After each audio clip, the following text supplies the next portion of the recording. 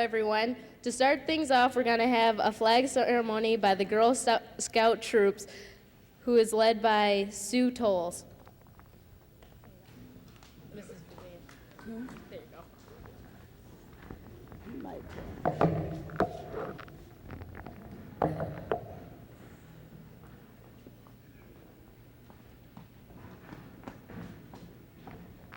Everyone, please stand.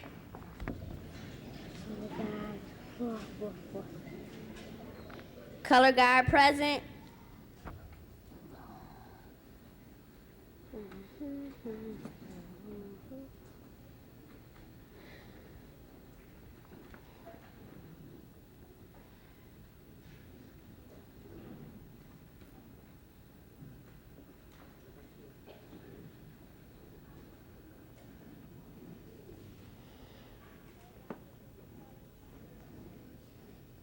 Color guard, present your colors.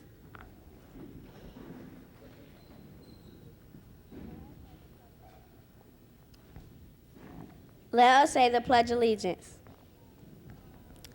I pledge allegiance to the flag of the United States of America and to the republic for which stands one nation under God, indivisible, with liberty and justice for all.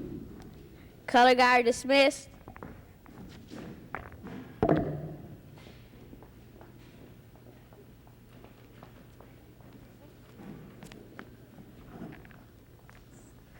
Thank you, girls. Can everybody give them a hand, please?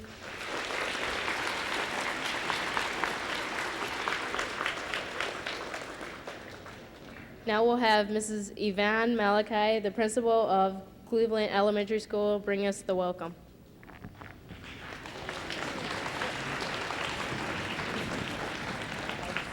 Yep. You may be seated. I have the distinct pleasure of welcoming all of you. I want to personally call names. We have Kimball School, we have Sparlingville, and we have Roosevelt School. We also have community guests, and I'm also going to mention that we have representatives from our Board of Education, our superintendent, and also our assistant superintendent, and also Mr. Bionis, who's in charge of our community resources and community communications programs.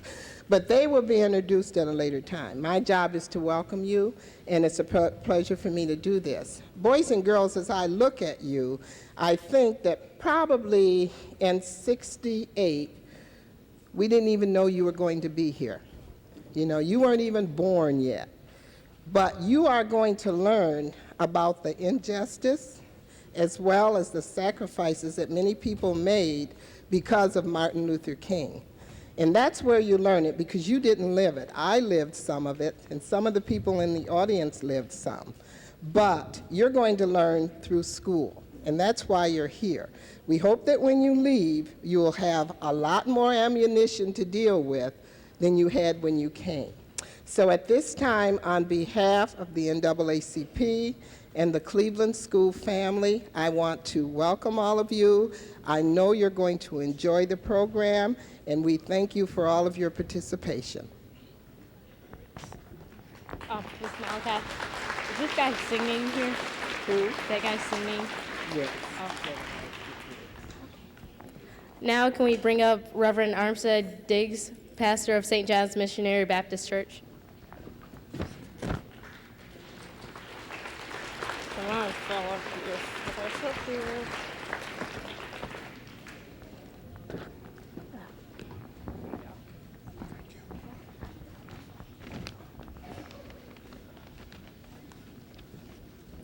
Will everyone stand, please?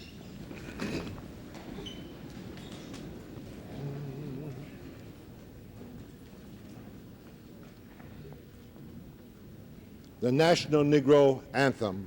Lift every voice and sing. You may join in with me if you wish. You will find the words in your program as an insert. Lift every voice and sing. He'll earth and heaven ring, ring with the harmonies of liberty. Let our rejoicing rise high as the listening skies.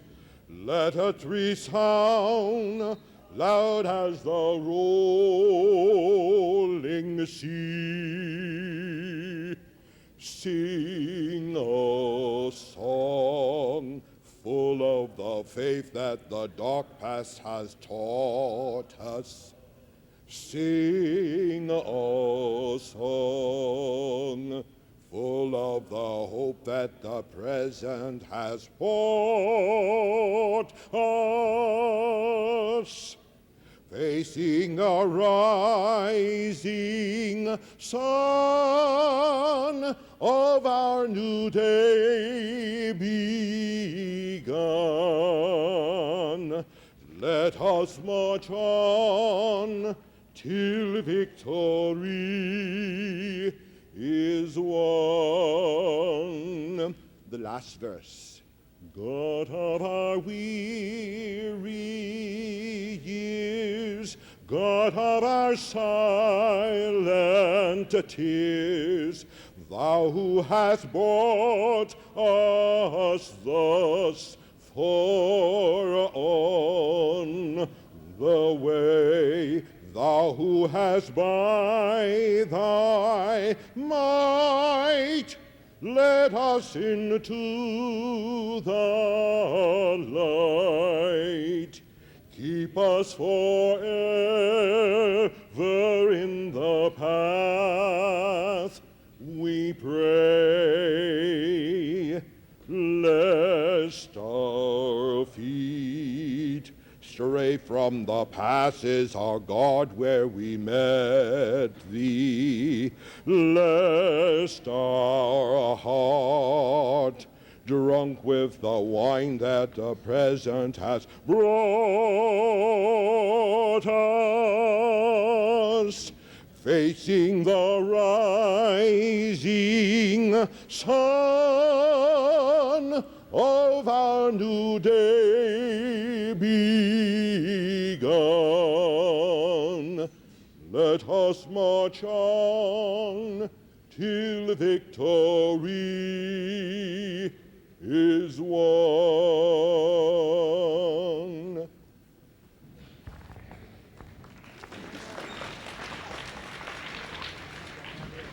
Yeah, did you want to do this one? Yeah, this is a tribute to Dr. King. That one. You sure it's this one? No, Mrs. Vivian already did that, so we're up to here. She just told me to do that one. Oh, well, go ahead. You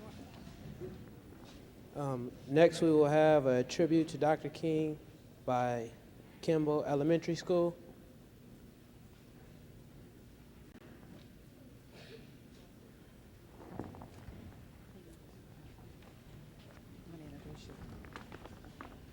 Hi, I'm Diana Torrey. I'm from Kimball School, and hiding behind me is Nicole Pauley. We're very happy to be here this afternoon and be part of this wonderful event. Nicole is going to read for you a quote from Dr. Martin Luther King, Jr. Dr. Martin King Jr. said, "I have the audacity to believe that people everywhere can have 3 meals a day for their bodies, education and culture for their minds, and dignity equally and freedom for their spirits. I believe that what self-centered men have torn down, other-centered men can build up."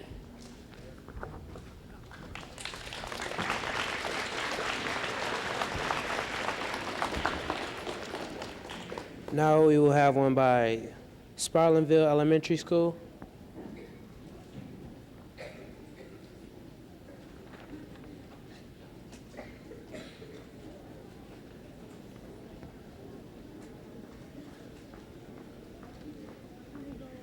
Yeah.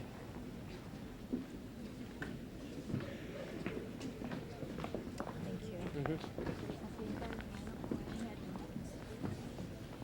Line up.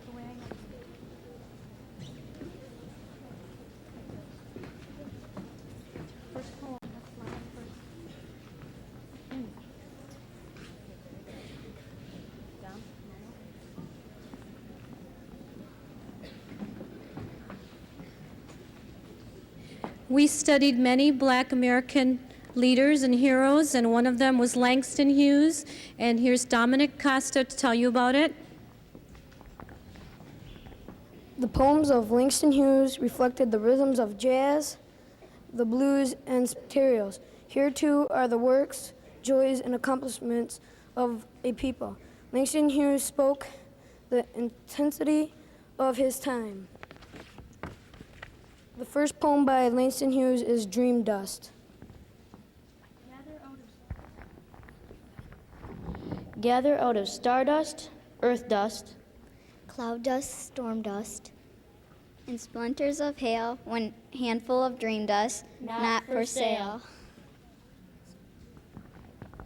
The second poem by Langston Hughes is To Be Somebody. Oh little girl dreaming of a baby grand piano, Not knowing there's a Steinway bigger, dreaming of a grand to play. that stretches paddle-tailed across the floor, not standing upright, Like a bad boy in the corner but singing music. up the stairs and down the stairs and out the door. To confound even Hazel Scott, who might be passing. Oh. Little boy dreaming of boxing gloves. Joe Louis wore the gloves that sent 2 dozen men to the floor. Knockout. Wham, bop, mop, mop. There's always room, they say, at the top.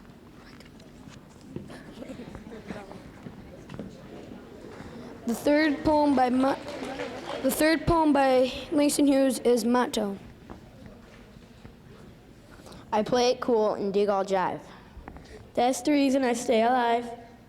My motto as I live and learn is, Dig and be dug in return. The fourth poem by Langston Hughes is Dreams.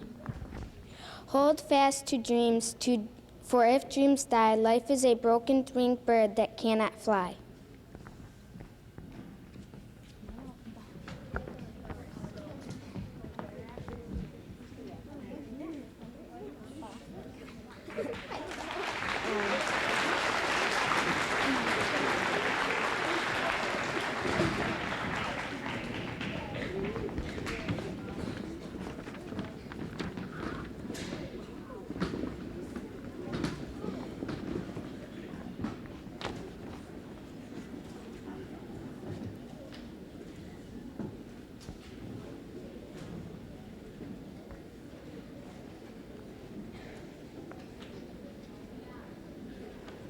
Next, we will have one by Roosevelt Elementary School.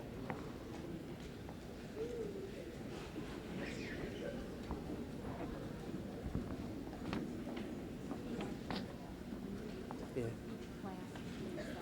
Oh, that's all.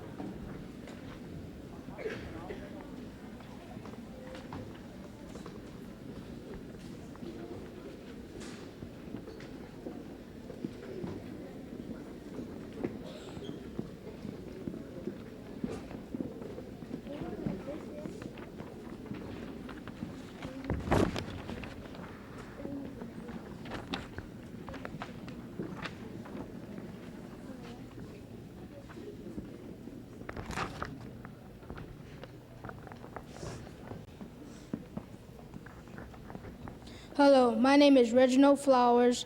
I'm from Mrs. Hall's class at Roosevelt School. We learned a little about Martin Luther King's life last week.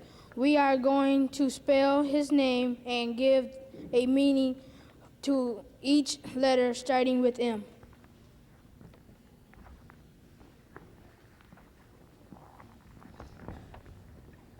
Marching for rights. Athlete. Respects others. Treated unfairly.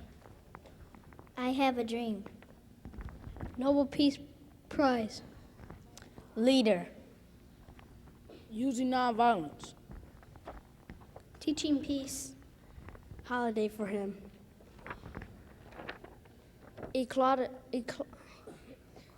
Equality for all. Rights leader. King of the Civil Rights Movement. Intelligent and important. Nonviolent. Great leader.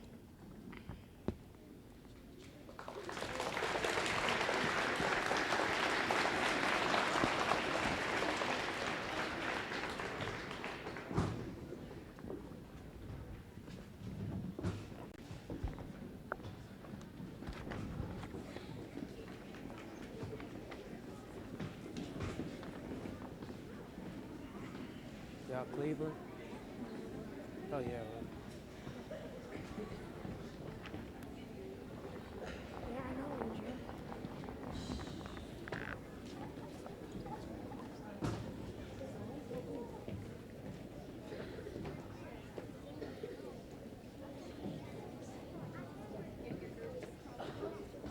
Let's do it without your mic. Because we have groups.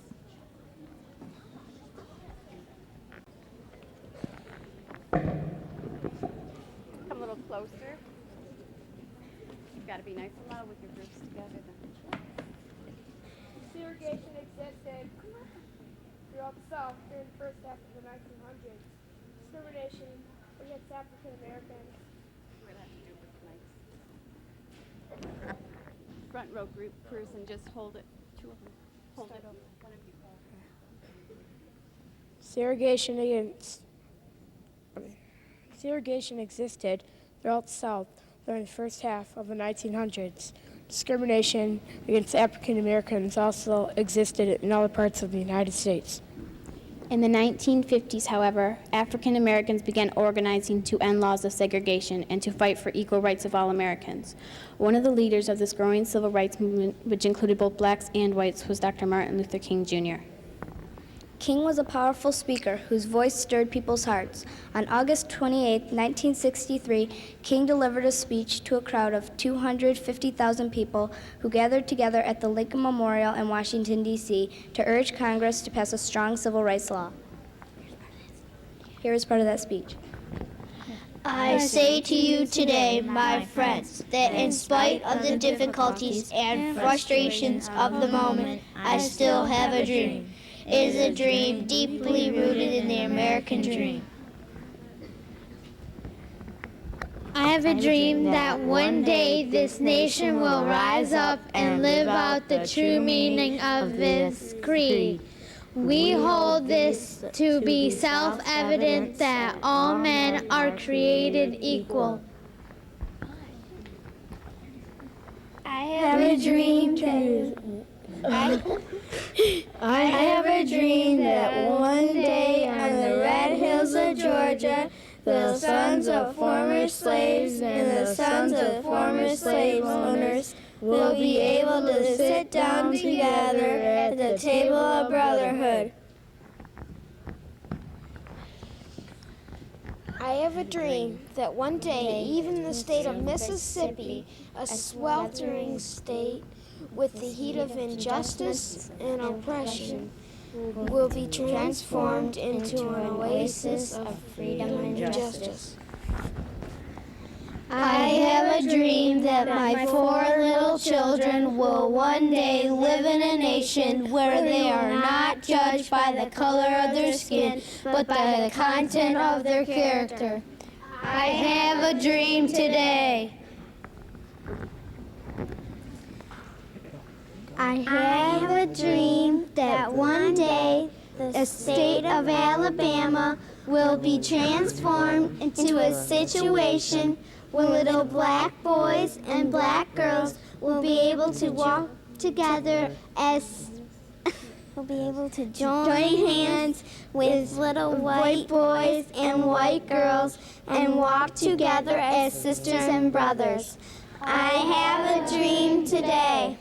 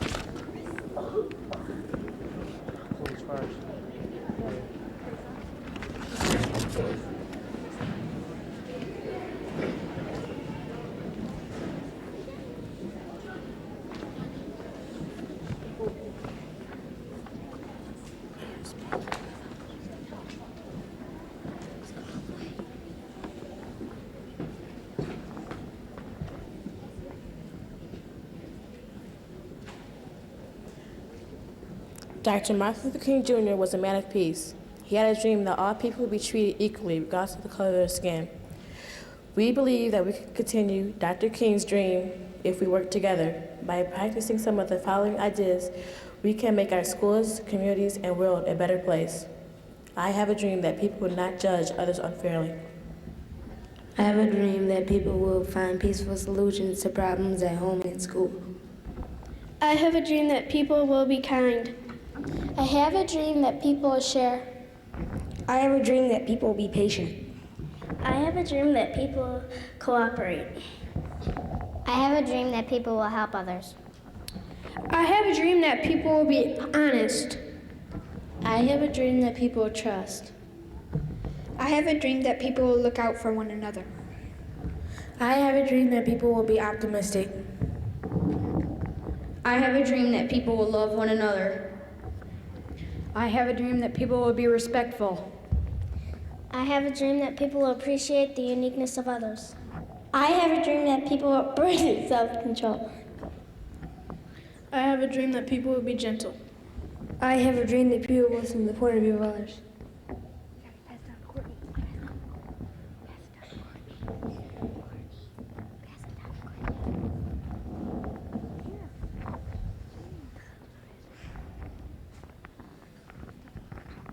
I have a dream that people will stand up for their beliefs. I have a dream that people will value life. I have a dream that people will work together for peace. I have a dream that people will not hate. I have a dream that people will set goals and work to achieve them. I have a dream that people will be good role models for others. I have a dream that people will not violate the rights of others. I have a dream that people will not be violent or mean to one another. I have a dream that people will live together in harmony. I have a dream that people will learn so that leaders like Dr. Martin Luther King Jr. will not have died in vain. By working together, we can make our dreams come true.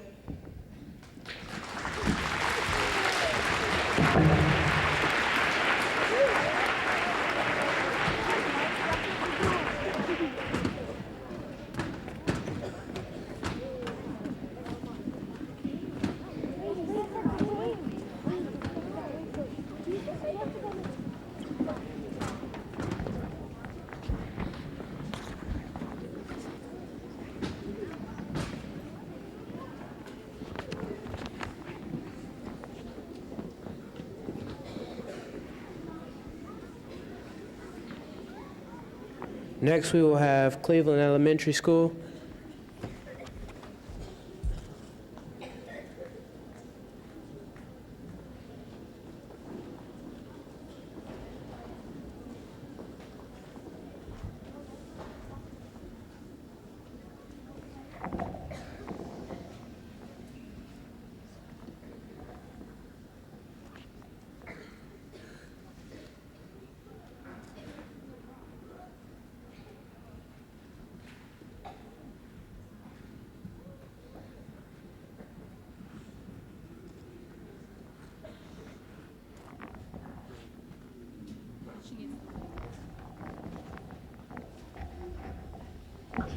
Dr. Martin Luther King Jr. was the main leader of the civil rights movement during the 1950s and the 1960s. He stressed nonviolence and peaceful protests. He asked his followers to show understanding towards those who opposed the movement. Dr. King was born on January 15, 1929 in Atlanta, Georgia. While growing up, he did not understand why white children were not allowed to play with black children.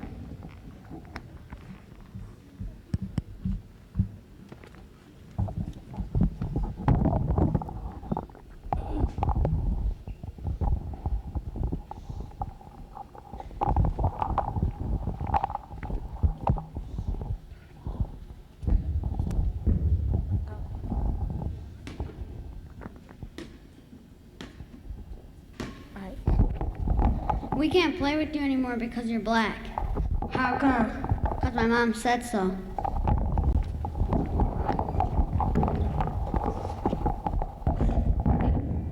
Dr. King was able to graduate early from high school. He attended Morehouse College in Atlanta, where he became a minister.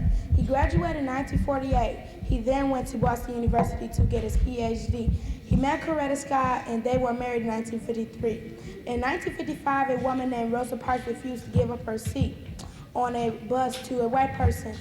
In Montgomery, Alabama, this event helped bring the civil rights movement to a 10 of many parts. Parks was arrested for violating a city law. A year-long boycott of the bus system was led by Dr. Martin Luther King Jr.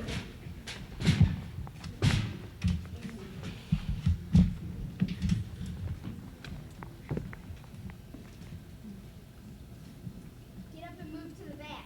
I'm not moving. Mama, please. You have a black passenger.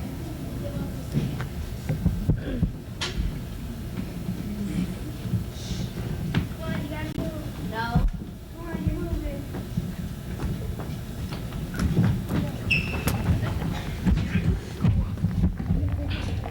In 1956, the United States Supreme Court ruled that racial segregation on transportation system was unlawful. In 1960, black college students in the South began sitting at lunch counters that refused to serve blacks.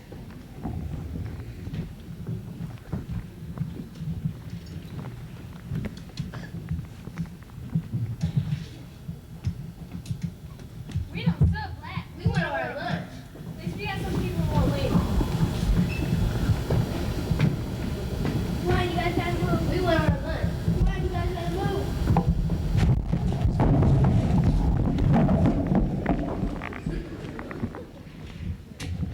In 1964, the Civil Rights Act made racial discrimination in public places unlawful and called for equal opportunities in employment and education. On August 28, 1963, Dr. King and other leaders led a march on Washington, D.C. Over 200,000 Americans, including many whites, came to Lincoln Memorial to hear Dr. King speak.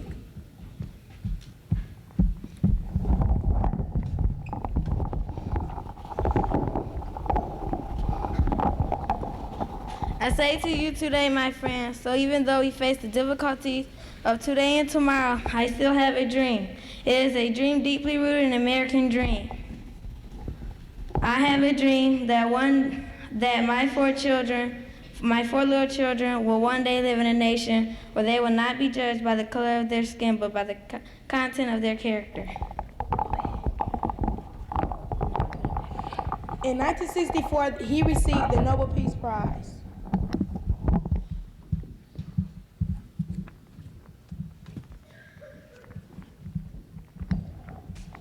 In 1968, Dr. King went to Memphis, Tennessee to support black garbage workers on strike for equal pay.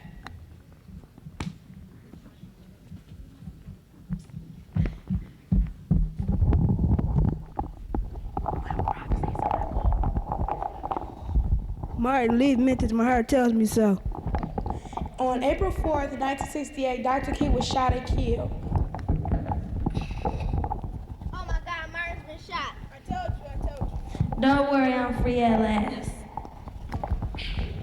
Dr. King wanted to support millions of people, both in black and white, through his speeches for social justice of black Americans. On his tombstones are these words: free at last, thank God Almighty, I'm free at last. Free at last, thank God Almighty, I'm free at last.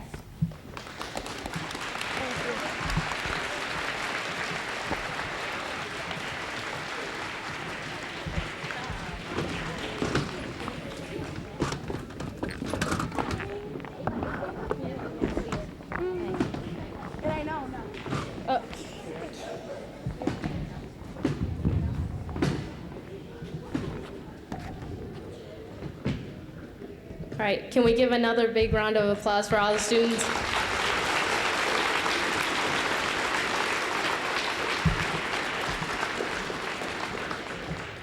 Now we have Vincent E. Matthews Jr. for All Nations Church of God in Christ.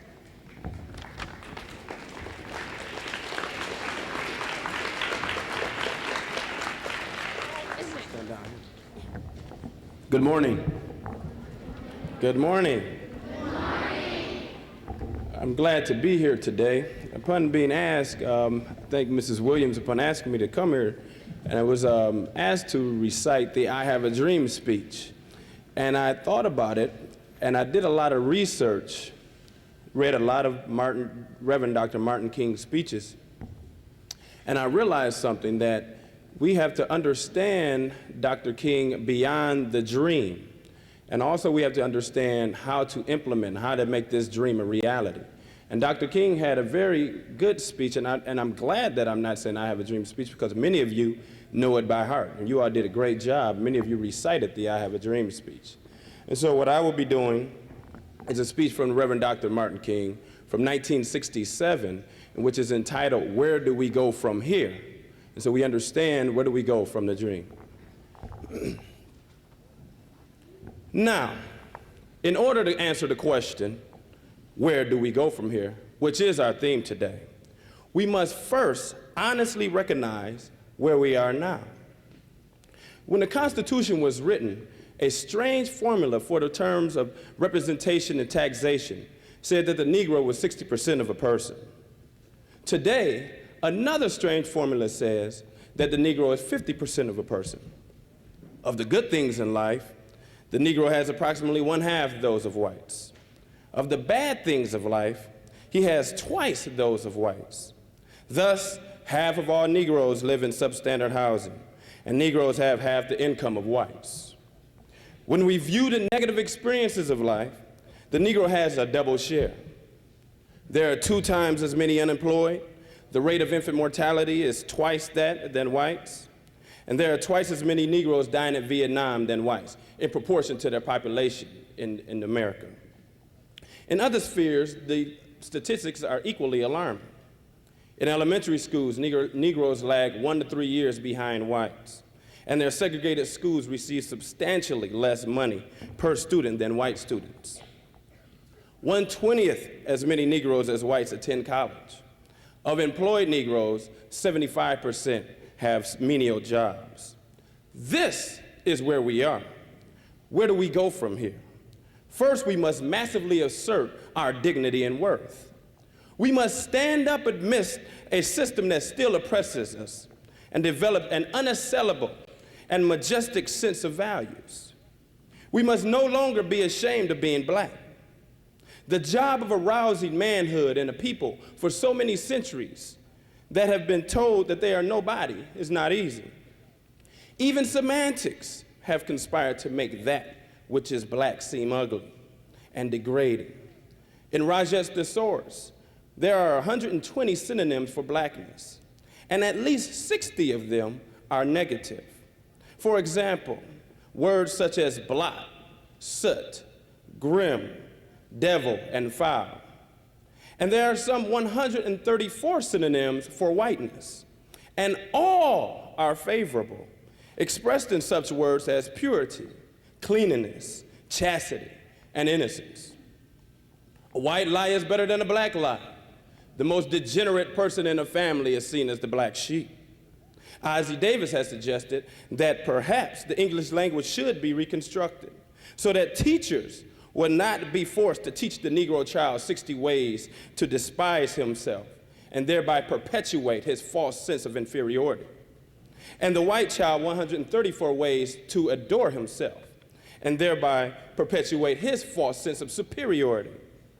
The tendency to ignore the Negro's contribution to American life and to strip him of his personhood is as old as the earliest history books and as contemporary as the morning newspaper. To upset this cultural homicide, the Negro must rise up with an affirmation of his own Olympian manhood. Any movement to the Negro's freedom that overlooks this necessity is only waiting to be buried.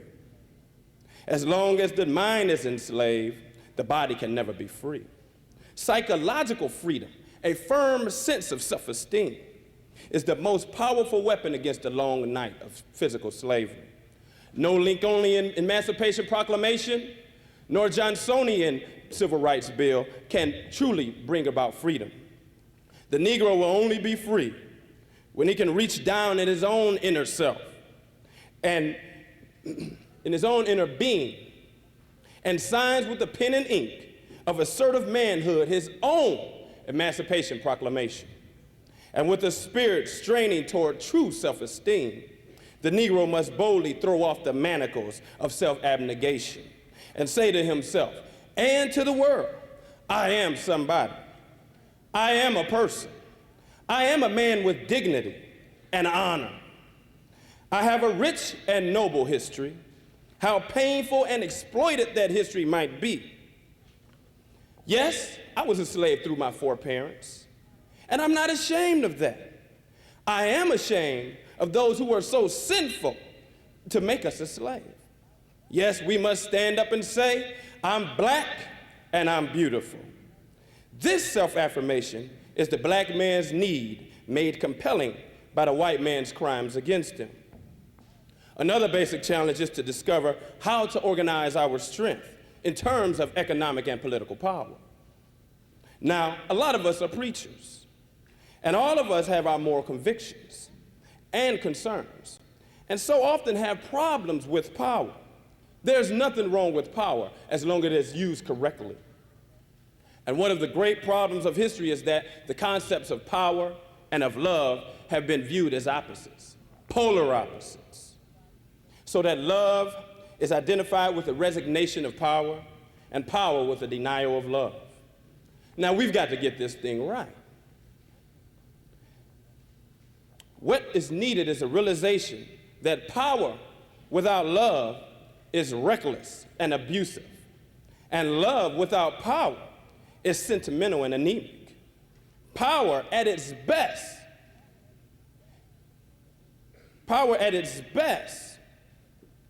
is love implementing the rights of justice. And justice at its best is power correcting anything that is against love. Now, we must understand this and see this as we move on.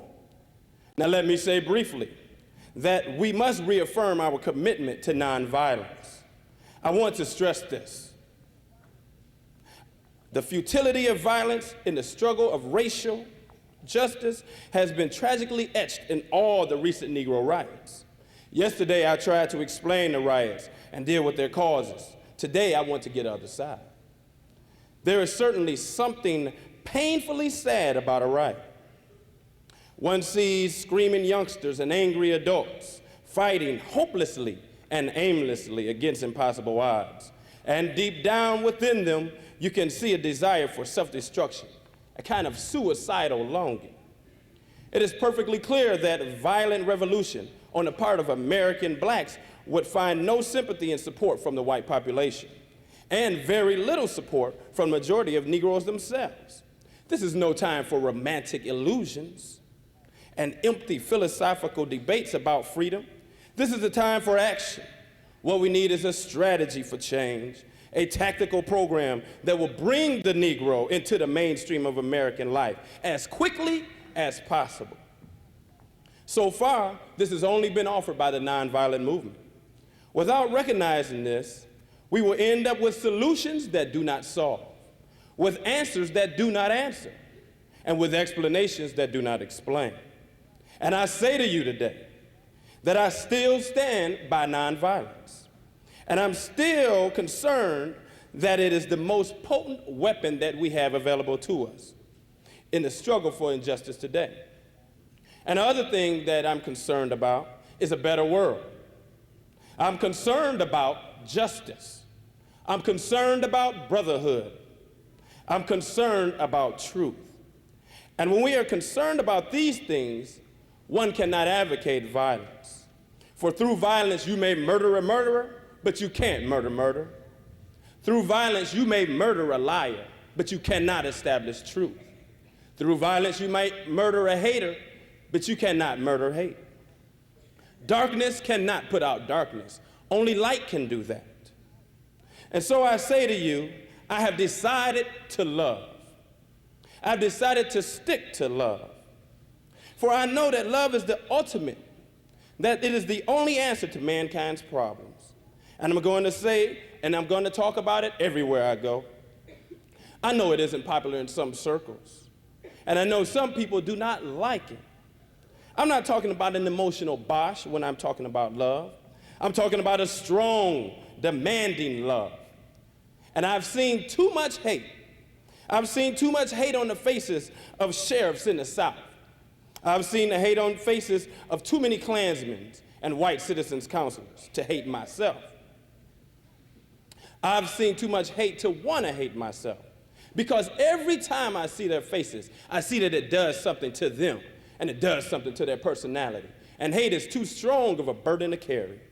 I have decided to love. If you are seeking the highest good, I think you can find it through love. And the good thing is that we're moving against wrong when we do it. We must realize that John was right. God is love.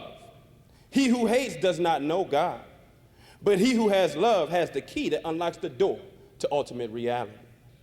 I want to say to you as I move towards my conclusion, as we talk about where do we go from here, that we honestly face the fact that the movement must address itself to the question of restructuring the whole of American society. There are 40 million poor people in America. And when you begin to ask the question, you are raising questions about the entire economic system, about the distribution of wealth within America. When you ask that question, you begin to ask the question about the capitalistic economy. And I'm simply saying that the more and more we've got to begin to ask questions about the entire society. We are called upon to help the discouraged beggars in life's marketplace. But one day, we must come to see that an edifice which produces beggars needs restructuring. It means that the question must be raised. You see, my friends, when you deal with this, you begin to ask the question, who owns the oil? You begin to ask the question, who owns the iron ore? You begin to ask the question, why is it that people must pay a water bill in a world that is 2/3 water? You begin to ask questions. Now, don't think that you have me in a bind today, because I'm not talking about communism. What I'm saying to you this morning is that communism forgets that life is individual. Capitalism forgets that life is social. And the kingdom of brotherhood is found neither in the thesis of communism nor the antithesis of capitalism, but in a higher synthesis. It is found in a higher synthesis that combines the truths of both. Now, when I say the question, where do we go from here?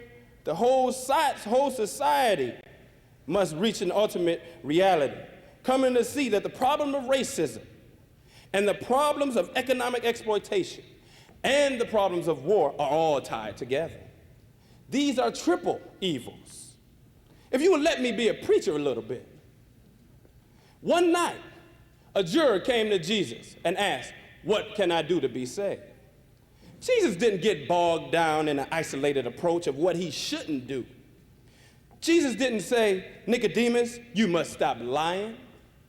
Jesus did not say, "Nicodemus, you must stop cheating." Jesus didn't say, "Nicodemus, you must not commit adultery." Jesus didn't say, "You must stop drinking liquor." No, he didn't get bogged down in that serious approach, because he recognized the basic fact that if a man will lie, he will steal. And if he will steal, he will kill. So instead of just getting bogged down in one thing, Jesus looked up at him and he said, "Nicodemus, you must be born again." What he was really saying was that your whole structure must be changed. A nation that will keep people in slavery 244 years will thingify them, make them things. Therefore, they will exploit them, and poor people generally, economically. And a nation that will exploit economically will have to have foreign investments and everything else that goes with that. And it must use its military might to protect those foreign investments. All of these problems are tied together. What I'm saying to you is that we must leave here today and realize and say that America, you must be born again. So I conclude by saying again today that we have a task and we must go out with divine dissatisfaction Let us be dissatisfied until America no longer has a high blood pressure of creeds and an anemia of deeds. Let us be dissatisfied until the tragic walls that separate the outer city of wealth and comfort and the inner city of poverty and despair shall be crushed by the battering rams of forces of justice. Let us be dissatisfied until the outskirts of us, those on the outskirts of hope, are brought into the metropolis of daily security. Let us be dissatisfied until the slums are cast into the junk heaps of history, and every family is living in sanitary housing. Let us be dissatisfied until the dark yesterdays of segregated schools will be transformed into the bright tomorrows of quality integrated education. Let us be dissatisfied until integration is not seen as a problem, but seen as an opportunity to participate in the beauty of diversity. Let us be dissatisfied until men and women, however black they may be, will not be judged on the basis of the color of their skin, but the content of their character. Let us be dissatisfied. Let us be dissatisfied until every state capital houses a governor who will do justly, who will love mercy, and who will walk humbly with his God. Let us be dissatisfied until from every city hall, justice will roll down like water and righteousness like a mighty stream. Let us be dissatisfied until that day when the lion and the lamb shall lie together and none be afraid, until every man can lie up under their own fig tree and their vine and none shall be afraid. Let us be dissatisfied and men will recognize that out of one blood God created man, and all men dwell upon the face of the earth. Let us be dissatisfied until that day when no one will shout white power, until that day when no one will shout black power, but everybody will talk about God's power and human power. Oh, I must confess today that the road will be a rocky one and will not always be smooth. There will be rocky places of frustration and meandering points of bewilderment. There will be inevitable setbacks here, there. There will be moments when the buoyancy of hope will be transformed into the fatigue of despair. Our dreams will sometimes be shattered and our ethereal hopes blasted. Let us realize, though, that William Cullen Bryant was right.